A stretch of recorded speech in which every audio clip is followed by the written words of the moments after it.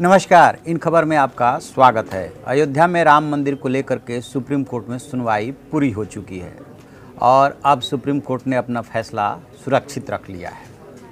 इस दौरान पूरी सुनवाई के दौरान खास तौर से सुनवाई के अंतिम चरण में यदि कोई शब्द कानूनी टर्म आया उभर करके और लोगों के जहन में है कि आखिरकार ये शब्द क्या हो सकता है, तो वो है मोल्डिंग ऑफ रिलीफ करके।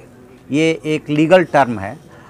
इसके तहत क्या होता है कि जितने भी सिविल सूट होते हैं उसके लिए जो प्रोसीजर एडॉप्ट किया जाता है उसको बोलते हैं सीपीसी, यानी कि सिविल प्रोसीजर कोड।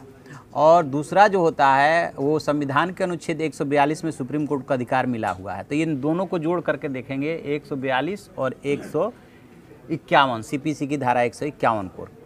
तो जैसे सिविल सूट में मान लीजिए कि कई पक्षकार हैं, जैसे कि इसमें हैं हिंदू और मुस्लिम पक्ष दोनों तरफ से 6 पक्षकार हैं और कुल 14 के आसपास जो है ये इनकी याचिकाएं डली हुई है।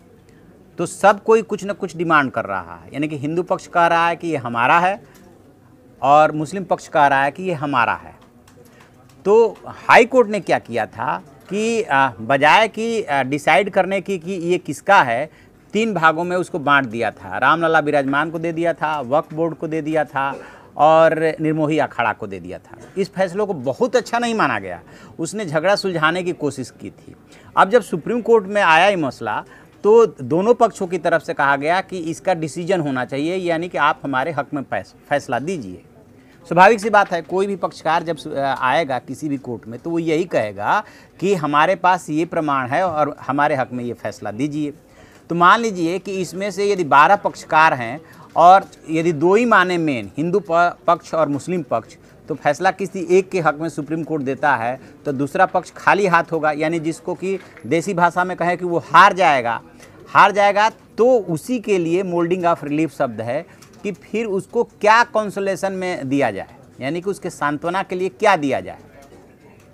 तो सुप्रीम कोर्ट ये चाहता है कि चूँकि ये दो आप धर्मों से कह लीजिए, हिंदू और मुस्लिम 2 धर्मों से जुड़ा हुआ मसला है, इसलिए किसी की भावना आहत ना हो, लिहाजा उसने बीच में मीडिएशन का प्रोसेस शुरू किया था, लेकिन वो सक्सेस नहीं हुआ। अभी भी वो चल रहा है अपने तरीके से, सक्सेस नहीं हुआ। तो अब इसमें यदि एक पक्ष के फेवर में फैसला जाएगा तो दूसरा पक्ष निराश होगा, हताश होगा।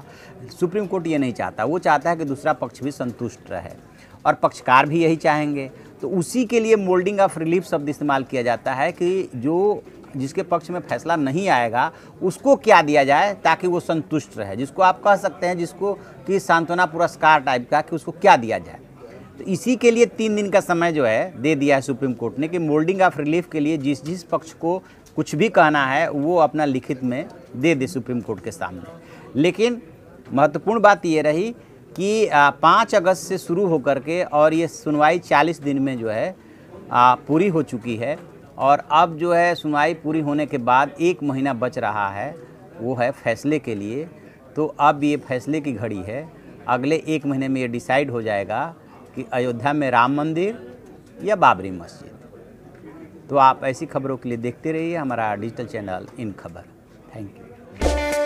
इन खबर चैनल को सब्सक्राइब करें और बेल आइकन दबाना ना भूलें।